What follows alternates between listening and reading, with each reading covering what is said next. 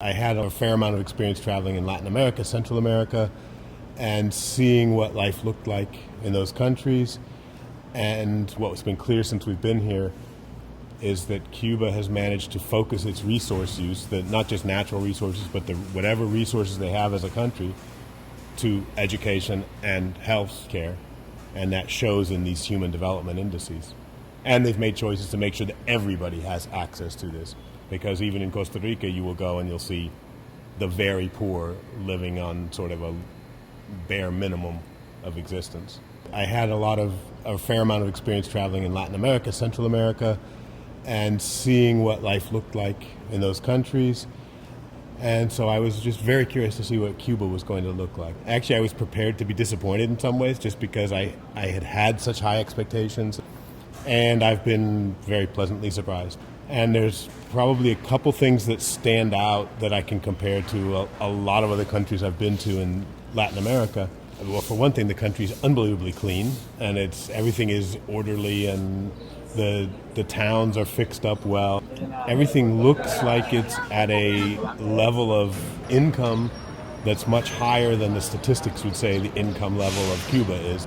The other thing that I noticed really quickly was the lack of the kind of poverty that I see in other Latin American countries, the kind of really grinding poverty. I mean, I think it's clear enough that there's a lot of people here who don't have a lot, but the kind of real poverty where you see people just begging on the streets, going from the airport in Guatemala City, going from the airport in Managua towards the city itself, you see lots of people living in tin shacks on the side of the road, and it's just dirty, and it's not, I mean, people are obviously at the very edge of existence, and I just haven't seen that here. In Cuba, it's just seemed very different, and so that actually fits with the picture I would have liked to have had of Cuba, and that seems to match up to that, which is that it's not that everybody is wealthy, but it is that the system has taken care to make sure that minimal needs are met, apparently, to most of the people. And so that was really important. The other thing I noticed was that there's a complete lack, as far as I can see so far, of children working on the streets. In Nicaragua, Guatemala, Peru, all the other Latin American countries I've been to, except maybe Argentina, children are working on the streets all the time. Children are working, they're gathering firewood, they're begging on the streets, they're selling candy, they're trying out on the streets to make a little bit of money so that their families can survive. I haven't seen that in Cuba at all. I haven't seen that one bit. The first impressions are ones that just compare very differently to other countries in Latin America that I've seen before. There are models of how countries in the future will develop in the face of climate change if we want to mitigate climate change. And so the point is that countries around the world will have to change their energy systems away from fossil fuels to protect the planet.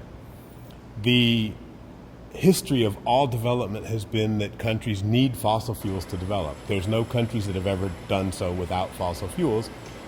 That's not necessary. What's necessary is access to energy. Virtually no country reaches a human development index which takes into account wealth and health indicators and education indicators, and it goes from 0 to 1. Nobody gets above 0.8 without having at least, the number is 40 units of energy, 40 gigajoules of energy per person per year. The models that people were using about climate change in the future were saying, we can protect against climate change, we can change the world's energy system. But if you look deeply into these models, you found that they were assuming that Africa and South America and Southeast Asia, the poor countries, India, would be able to develop with 20 gigajoules of energy, which has never happened in the history of the world. We were projecting, according to these models, that countries would be able to develop in the future, even with very low amounts of energy available. And so we have to be really careful, because what that could mean is that the models are being way too optimistic about how easy it is to adapt to climate change. We don't want climate change mitigation to come at the cost of lack of development for developing countries. There are sort of 2 or 3 exceptions to this pretty hard and fast rule of countries that have managed to make it to relatively high levels of human development with very low uses of energy. Costa Rica is usually one that's pretty close, and then Cuba. What Cuba's doing is actually, in some ways, more impressive because their energy use, total energy use, is about the same as Costa Rica's to get the same level of development. And this index, Cuba and Costa Rica are the same, roughly. Now we are pumping water with a solar panel and a solar pump. What's interesting is Cuba's actual final energy, what they finally get out, is actually a lot less than Costa Rica's to get to the same level of development.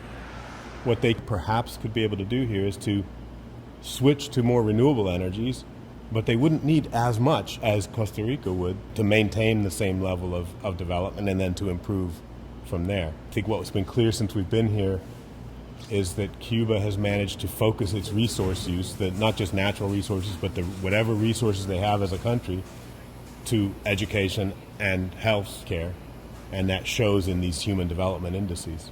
And they've made choices to make sure that everybody has access to this, because even in Costa Rica you will go and you'll see the very poor living on sort of a bare minimum of existence.